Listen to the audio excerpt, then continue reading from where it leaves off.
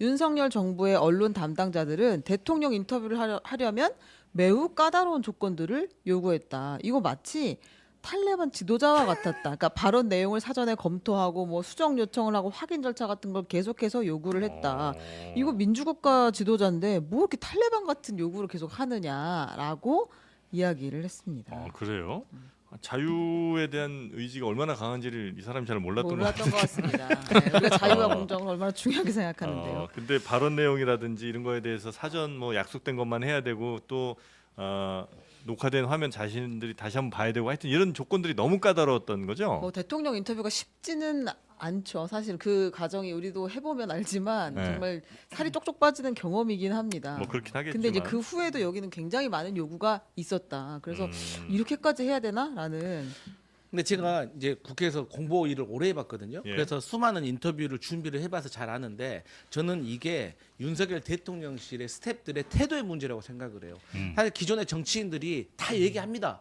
이 공보 맞아요. 담당들이 질문을 먼저 정중하게 그러면 인터뷰 하실 거면 인터뷰 제가 먼저 볼 수 있을까요?라고 하고 인터뷰 시간 오면 저희가 사실 껄끄럽거나 난감한 질문이 있습니다. 네. 근데 그걸 못하게 하는 건 언론에 대한 예의가 아니에요. 그러면 언론사에서 화가 나가지고 복수합니다. 그렇기 때문에 정중하게 단어를 조금 바꿀 수 있을까요? 뭐 뭐 이런 그렇긴 식으로 하죠. 예. 조율을 하는 과정은 분명히 있어요. 예. 근데 여기에 대해서 제가 예측건데 아마도 되게 당당하게 뭐 이럴 거면 하세요. 이건 빼세요. 이건 이렇게 하세요. 저렇게 하세요. 이런 식으로 돼 있기 때문에 FT 기자가 상당히 기분이 안 좋았을 것 같다. 네네네. 저는 그걸 그런데 또 이분도 데이비스 이분도 조금 서운한 게 부산 엑스포 유치할 때 최종 PT를 자기가 봤는데 너무 안 좋았다. 왜 캠페인이 처음부터 끝까지 폭망이었다라고 말씀을 하셨거든요. 네. 아무리 윤석열 정부에 대해서 저희가 민주당이 비판을 많이 했지만 만약에 부산 엑스포 유치와 관련해 가지고 윤석열 정부가 제대로 캠페인을 못했다면 좀 객관적인 사례를 들어서 얘기해야지. 그냥 밑도 끝도 없이 캠페인이 처음부터 끝까지 폭망이었다. 좀 이런 것은 저는 또 언론으로서 태도가 맞나 싶어요.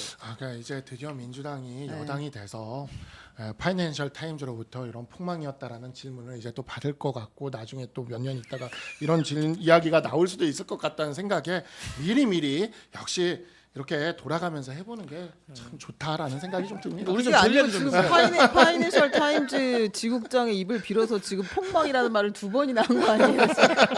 돌려가기도 너무 성실하게 하는 거 아닙니까? 그렇게 지난 정부에서 너무 외신 상대로, 그 외신만 상대로 그랬겠어요. 뭐 우리나라 언론한테 더 했겠지. 네, 비행기 안 태워주는데. 예. 우리도 사실 경험이 없진 않잖아요, 그죠? 우리요. 여기도 비행기 못 탔어요? 비행기가 그게 아니라 네. 저희도 이제 인터뷰 요청을 많이 할 거 아니에요. 네네네. 근데 상당히 네. 탈레반 같은 경우들이 많았다. 아니 진짜 그냥 살이 쪽 안 빠졌지만 쪽쪽 빠진 것 같아요. 느낌은 살이 쪽쪽 빠진 아주 느낌이에요. 그냥 그럼 뭐 이제 입이 바삭바삭 마르는 TV 일들이 조선이 있죠. 그런 느낌을 예. 받으시지 않겠어요? 야. 그러니까 이분이 또 그런 말이에요. 2024년 11월에 윤석열 전 대통령이 김건희 관련해 가지고 이제 논란 해명하겠다고 담화한다고 했는데 이분이 안 갔다잖아요. 시간 낭비라고 해가지고. 어제 기자회견에서 나온 윤 대통령의 반말도 논란이 되고 있습니다. 특히 외신 기자가 한국말로 질문하자 말귀를 잘 못 알아듣겠는데 라고 말한 장면이 그대로 생중계됐습니다. 저희가 질문을 했던 외신 기자에게 당시 상황을 물어봤습니다. 윤세민아 기자입니다. 어제 기자회견엔 외신 기자들도 많이 참석했습니다. 북한군의 러시아 파병과 하루 전 트럼프 당선까지 높아진 한반도의 변동성에 대처하는 우리 정부 입장에 관심이 쏠렸기 때문입니다. 그런데 한국어로 질문하는 외신 기자에게 못 알아듣겠다고 한 윤 대통령의 반응이 논란이 됐습니다. 평양 드론 사건에 대해 입장을 밝히지 않은 것이 남북 관계에 대한 한국의 입장을 강화한다고 생각합니까? 아니면 약화한다고 생각합니까? 말귀를 잘 못 알아듣. 이거 한국어 시험처럼 죄송합니다. 이를 두고 다시 질문해달라고 직접 요청하지 않고 부하 직원에게 반말로 전한 것이 무례했다거나 백악관에서 한국 기자에게 영어 발음 못 알아듣겠다고 했으면 인종차별 지적이 나왔을 것이라는 반응이 나왔습니다. 오캐럴 기자는 어떻게 받아들였는지 물어봤습니다. 윤 대통령의 반응에 개인적으로 나쁜 감정은 없다면서도 일부러 한국어 질문을 준비해 간 거라고 했습니다. When Korean correspondents come to Washington or to London, they're expected to speak in English. I thought it would be nice to try and ask it in Korean. And I wanted to ask a very specific question to President Yoon.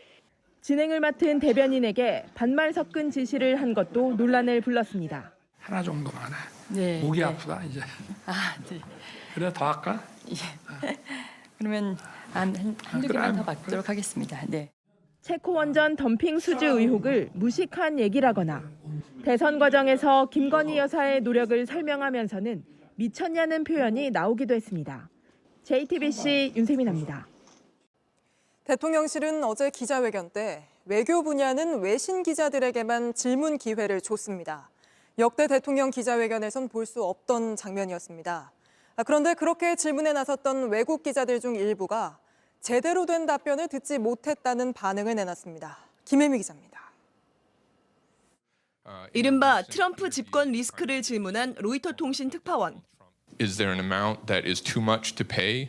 And would you ever consider agreeing to a larger role for U.S. troops here that look beyond simply defending against North Korea? 제가 공개적으로 답변하기 어려운 질문을 많이 하셨는데 여러 가지 협상과 문제가 잘 해결될 것이라고 생각하고 있습니다. 구체적인 내용 없이 원론적인 답변으로 끝을 맺었습니다. 조시 스미스 기자는 자신의 소셜미디어에 윤 대통령은 웃고 나서 정확한 대답을 하지 않았다고 썼습니다. 북한과 러시아의 군사적 협력 문제를 물은 BBC 특파원의 질문에도 마찬가지였습니다. What are your current red lines when it comes to Russia's cooperation with North Korea? 러시아와의 협력만 강조했습니다. 러시아는 오랜 세월 우리와 좋은 관계를 맺어온 국가입니다. 경제 협력과 공동의 이익은 함께 추구해 나가는. He didn't really answer the question, and so I wasn't actually expecting him to take that approach. 1년 9개월 만에 열린 윤 대통령의 기자회견. 어렵게 얻은 기회였지만 제대로 된 답을 듣지 못했다는 게 외신 기자들의 평가입니다. 못다한 질문으로는 한국의 언론 자유 문제를 꼽았습니다. So something that I did want to ask was about media freedom here. And I know that it's something that the domestic press take very seriously and have criticized him for. JTBC 김혜미입니다. 뉴시스의 박미영 기자님.